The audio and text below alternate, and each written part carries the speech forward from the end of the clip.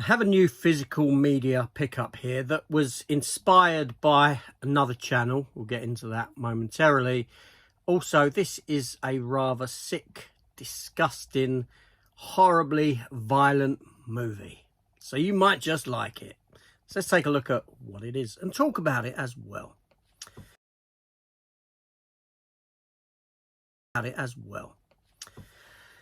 Hello everyone, welcome back to the channel. Yeah, so this pickup here was inspired by Aaron over at Professional Unboxings. He'd got this film. It's an Arrow release, and honestly I'd never heard of it, but watching his video he mentioned the fact that this film was based upon a comic book written by Garth Ennis. Now, Garth Ennis is a writer that I am very much aware of.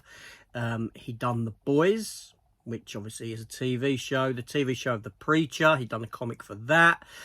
He wrote The Punisher for a very, very long time, starting in around the year 2000. The Thomas Jane film was based upon some of his run of the Marvel Knights Punisher. And you could say that the Ray Stevenson Punisher film was based upon some of his Max run of the Punisher as well. Although I'd never read this comic book. It came about in 2008 and it is called The Crossed.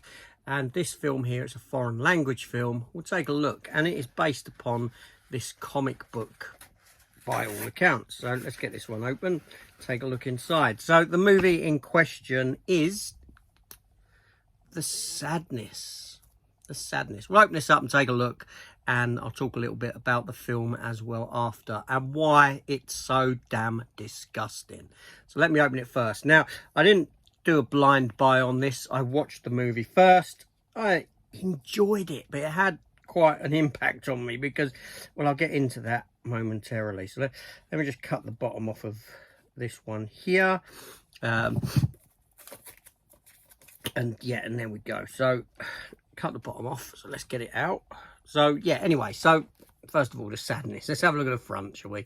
A 4K version. There is a Blu-ray version available as well. And also there's an Arrow exclusive on their website with a different slip cover. We'll take a look at that because the reversible sleeve is what that slip cover is. So there's a wealth of special features on there. I doubt you can pause that and see it. You may be able to, I don't know. But like I said, it's a Chinese film.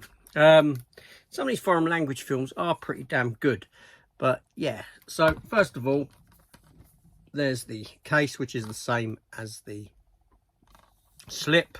Obviously we have one disc inside, which is your 4K there. We have a booklet, and we have an advert. Isn't Hard Boiled already out? I don't know, I don't really pay too much attention these days, but anyway, there's the booklet that comes with it. Yeah, seriously, this film is so damn, I don't know, it's shocking really, and I enjoyed it, but it hadn't quite an impact on me in a sense. So let's just have a look at that reversible sleeve, and it's a bit of a comic book look, like cartoony. So basically you've got all these killings going on there, and some of them are, you could see, you know, you look at them and you think, yeah, some of them are from the film. The old lady there pulling sort of that, very similar to a scene in it. The cop shooting, things like that. Anyway, that's the other slip cover, or this, yes, the slip box that's available of that. So I'm going to put that in this way around, because obviously then you get best of both worlds with the sort of art style. That being said, I didn't really want that as my outer box. I don't know why. I just didn't. Do you know what I mean? Yeah. Anyway, so this film here, I have to talk about it. Seriously, I have to talk about it. I didn't know what I was getting myself in for when I actually watched it. Like I said, I watched it on the basis of Garth Ennis, it being based upon this comic book of him from 2006. So in fact, they actually looked at optioning the film as an American film as well, so we may actually get an American version of it. But anyway, so this is about a pandemic that breaks, you know, this virus that kind of mutates and turns people into homicidal maniacs, essentially, that live out their deepest, darkest fantasies, in a sense.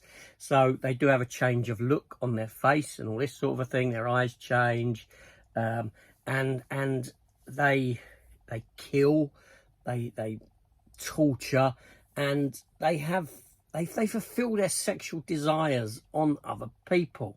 And this is where the film stepped into a kind of territory that I was like a bit, oh, this is a bit, you know, it's going a bit too deep for me, a bit too into territory that I don't necessarily really want to step into. The violence is one side of things, and it's very visual in what it does. You know, when it comes to the sexual violence, it's very much off screen. You don't see it happen. But, you know, not to spoil things, but you got this one moment where this geezer has stabbed this girl, this fat chick. He stabbed her in the eyeball and basically taken her eye out.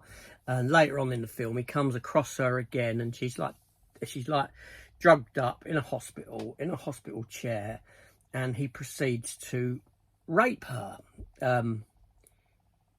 in the eye socket.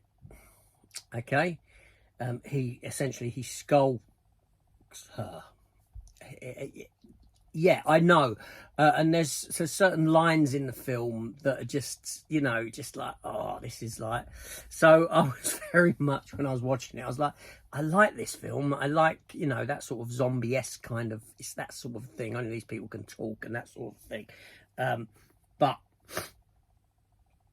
you got these moments in it. And like I said, even though some of them are not there on screen, they're off screen, obviously, and it's implied what they're doing. You know, it's the visuals in your mind are just like, who writes this stuff? Who thinks of this?